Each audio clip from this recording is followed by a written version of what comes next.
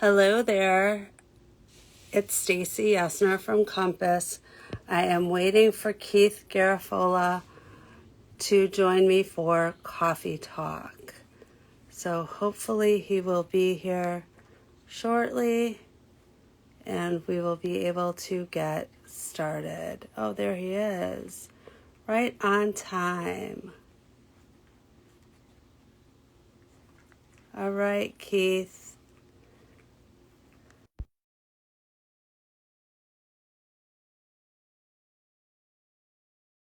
Just hopefully you are joining me momentarily.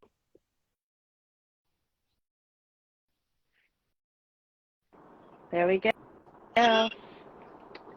This is the easiest one I've had. Hi, Keith. Well, what's happening? How are you? Good. How are you? All Good. I ended up in my mobile office today unexpectedly. right. And where are you off to? Open house. We are hosting a weekday open house tonight, and it's about 20 minutes away, Newburyport, Massachusetts, right on the ocean. Oh, nice. You're So busy up there already. we are. We haven't slowed down. That's good. That's So good. it's great for our clients. It's great for, honestly, it's great for buyers too. They're still out there. They're still looking, and there is still competition, but it's Yeah. All right. Uh-oh. I think I lost him.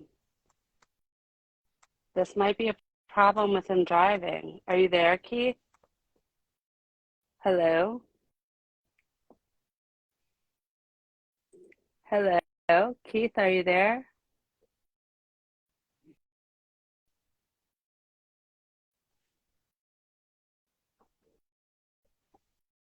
I think I lost him.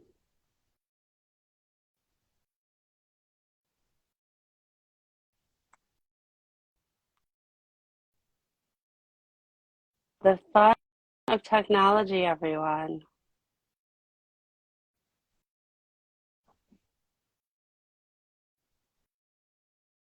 The fun.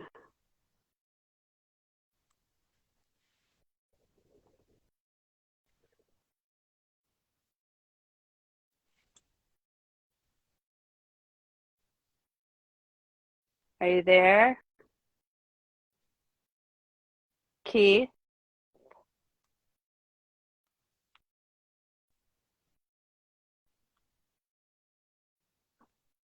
It's not letting me accept you.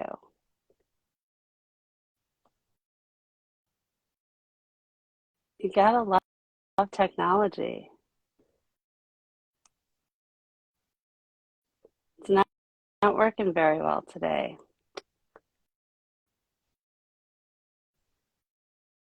What is going on here?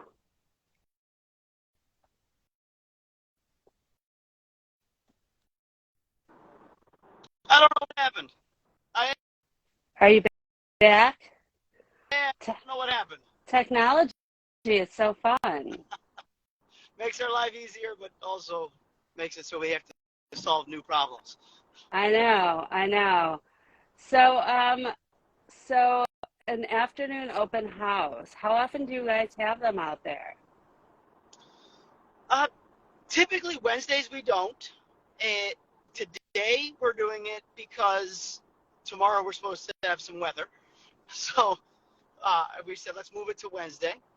I see them quite often. I see typically a Thursday evening open house followed by a Saturday, Sunday, get the most eyes on a property that we can.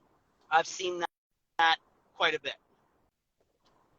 Okay, and this is for buyers, not just for brokers?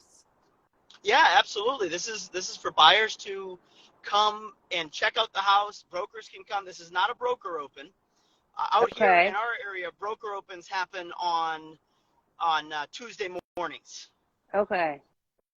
See, in So Chicago, we do them on Tuesdays, Thursdays, sometimes Thursday evenings. okay. But every once in a while, someone from, like, they'll do a Friday evening open house, perhaps, but typically just Saturday and Sundays for um, buyers. for buyers. Saturday and Yeah, Sunday, we do that with everything. I think it's property specific based on what type of property, based on the demand for the property in the area.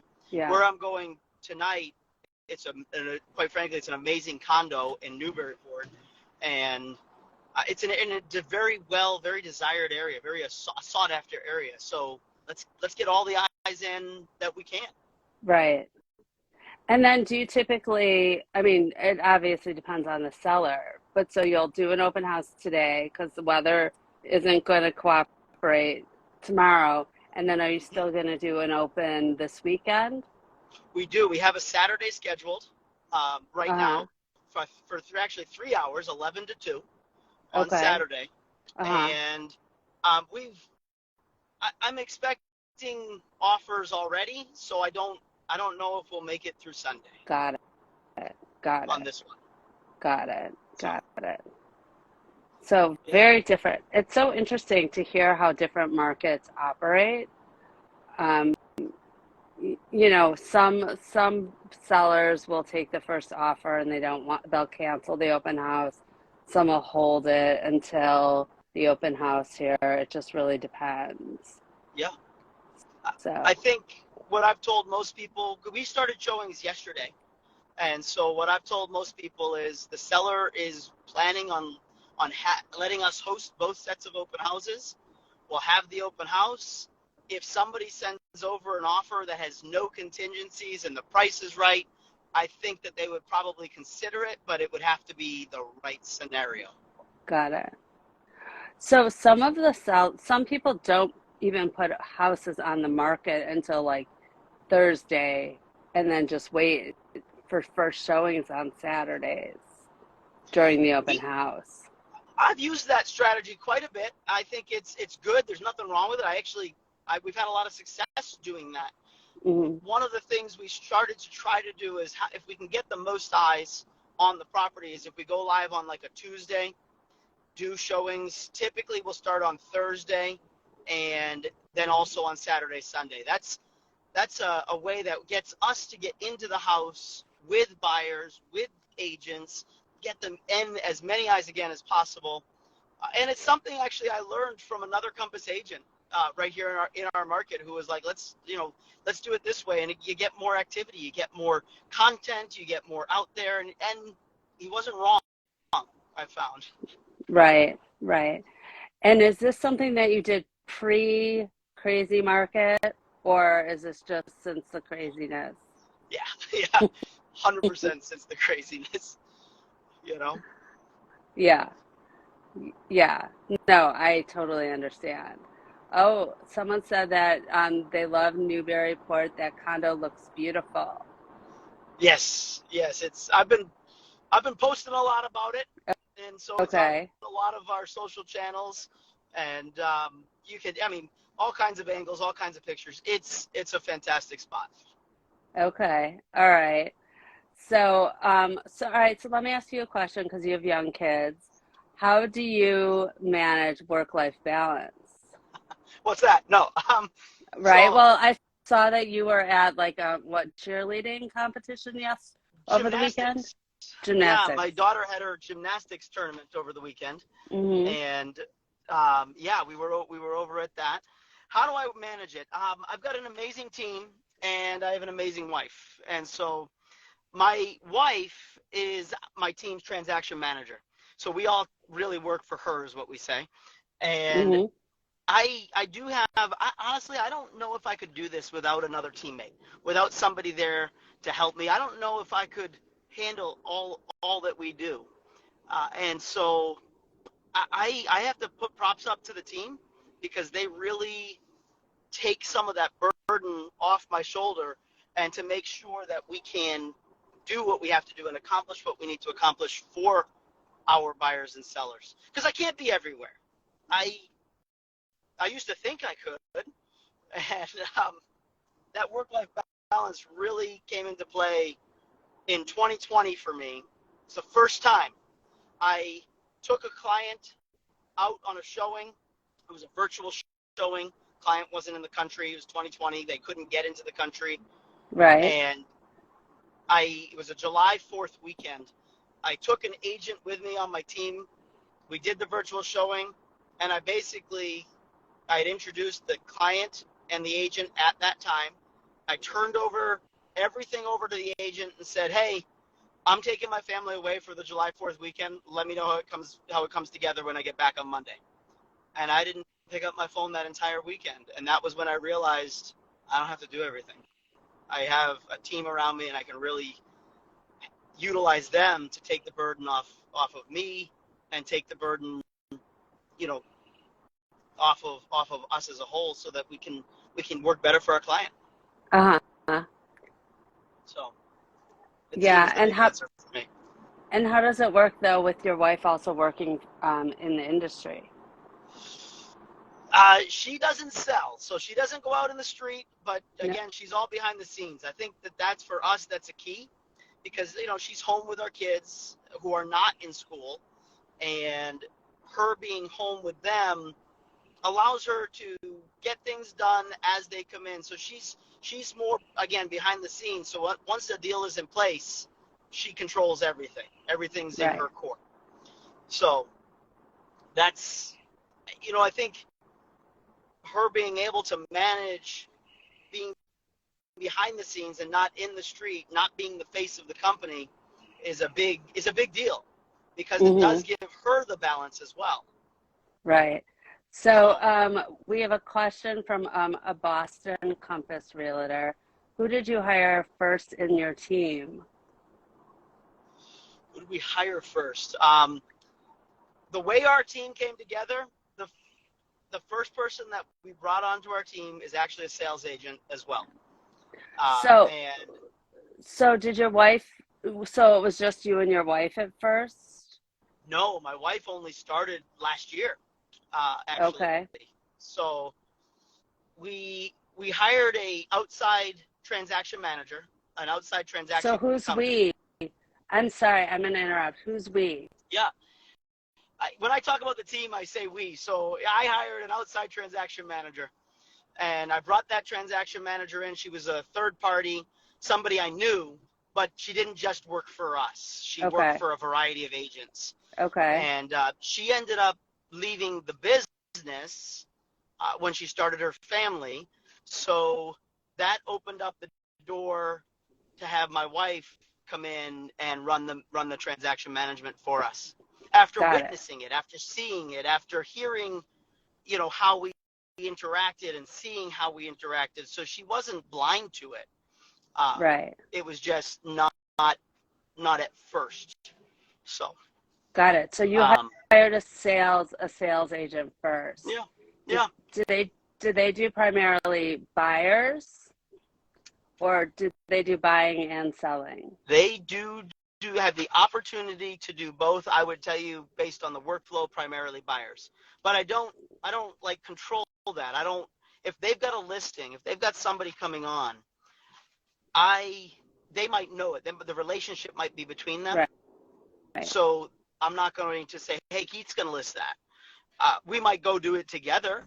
We might partner together, but they're the primary contact to that client. So let is the wrong word, but they. Oops, we lost you again. You lost me? How about now? Any better? A little bit. So they do buyers and sellers. Got it. So how many people do you currently have on your team besides you and your wife, the transaction coordinator? How many agents? There are 1, 2, 3, 4, 5. 1, 2, 3 outside of us. You said 1, 2, 3, 4. There are 5 plus me and my wife. There's 5. Okay, and then there's lots of questions about how you structure your team, which I'll connect you and the agent that's asking all the questions after this, so we don't have to do all the talking about money and all of that. So we'll get those questions answered.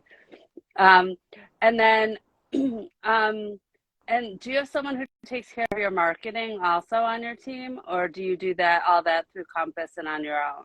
Yeah, through Compass on my own, and I do utilize our marketing manager. There are things that we do together. I do also a Compass tool. I mean, I use Lead Gen Labs quite a bit. Uh, and so it's a Compass only marketing company, and they have done well with some branding for us. And my marketing advisor, I guess marketing manager, marketing advisor within Compass, the Compass employee, Yeah. she and I talk about some things, and most of it, honestly, most of it, I do it. I do a lot of it, and using the And Compass tools. and how do you come up with those Keithisms that you do? Those are things I've been doing for a while. So one of my teammates said to me, "Hey, you should make a video of these things. Like you say these things, and we're in a conference room, and we're talking, and you just come up with like you just say these things, and people need to hear them. Like this is good stuff." And so I just started doing Wednesday Keithisms, 1 minute or less. And I'm like, I'm talking about it anyway. These are things that I think. These are things that I say. These are things that I, from where my path so far in life has gotten me to is like things that I just believe and come up with. And like, I'll just create these 1 minute blurbs and put these out there. They're fun. In fact, I'll be Uh-huh. recording one in just a little while. So, So why don't you share with us your Keithism for the day right now? so I take some time to really think about these. It's like, I wanna, it's something that's got to be rich. It's got to be something that can be said in very few words. And, today, what I woke up this morning and one of the things I think about is, we're not going to make it out of life alive. And I believe that, but I also find that most people don't live their life. They go through their emotions, they do their things day in and day out, but they don't really live their life. And I think my Keithism today is going to be make sure you live your life. You're not just passing time. Make sure you're living. Make sure you're doing things that are important and you're not just checking boxes. Make sure you live a proud life, a life that at the end of the day, you're proud you lived.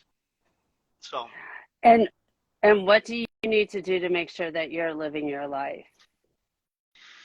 for me, what I Mhm. like to think about is I don't, I'm a night owl, and I I don't necessarily I do have things I need to accomplish throughout the day. That's important. And I have like I'll call it a task list. I do, utilize the Compass action plans and task lists. But for me, if I go to bed, if I go to bed like empty, if I go to bed without thinking about the things that I need to do, without thinking about, I go to bed just completely, okay, I've used this day. I've done everything I can this day. I didn't leave anything on the table today. I think that's pretty important because we all have things that we want to do. We all have things that we can do, and we all have things we put off and we don't do. And I don't want to do that. I want to I want to go to bed empty every single day. And which, by the way, it doesn't happen. I'm not perfect. It doesn't happen. Some days I go to bed, I'm like, oh, I need to do this. I need to do that. Could have done this. I should have done that better. Um, but going to bed empty means that I've done good today. But see, when I hear you say that, I think of other things, and I think about like how I've helped people and what I've accomplished for others as Mm-hmm. opposed to for myself. And I'm not just talking about like business wise. I think about like the good I've done Mm-hmm. for humanity or for, an organization. I'm a social worker by training. Yeah, So like who I've helped today and how I've helped others and those kinds of things. absolutely. And that's all part of it. Is like we partake in some organizations. Like today, we renewed one of the sponsorships we have with One Wish organization, which Hmm. is in our town, Andover Center. The organization, we found out about them about a year and a half ago, and we started Hmm. sponsoring them. And today we renewed that sponsorship, and it's an organization that gives birthdays to kids who are in foster care or kids who are homeless, Hmm. and they organize an actual birthday. Like they find out, what does this kid want for a birthday present? They make cakes or buy a cake based on the child's, Yeah. dietary needs. And, they are really, they focus on making sure that this child actually feels celebrated on their birthday. They're not just a number. Right. And it's like like that just pulls my heartstrings, honestly. It's like, wow, like this is an organization and it's, by the way, it was started by a teenager originally 6 years ago, and somebody who just wanted to give back to her community. And she oversees in the greater Boston area birthdays for I don't know the exact number, but it's something like 300 to 400 kids a year. And it's not just in Boston, it's in Chicago too, because we were talking about that at our Compass Cares meeting today, okay, about sponsoring a birthday party. It's fantastic. I like these things. Like if we're doing things, and when I say go to bed empty, I mean, like, you have all kinds of emptiness. You're right. There's things that we need to do. There's partnerships that we need to form, people that we need to connect with, because going to bed empty isn't about accomplishing what we want, but at the end of the day, it's about leaving today better than when I started it, not just for me, but for the community around us as a whole. And that's a big deal. For us, it's a big deal. Yeah. No, it's you are so correct. So amazing. So, well, I'm sure you are really close to your open house. You can see the bros. I'm bumping around now. The open house doesn't start till 4, but I like to get there early, check things out, be around, make sure. I know. I know, and I've kept you company along your ride. So I appreciate that. I said it would be about 20 minutes, so I don't want to keep you too much longer because I know you have things to do to get ready. I hope it's a success and you have lots of people through and get a couple offers today.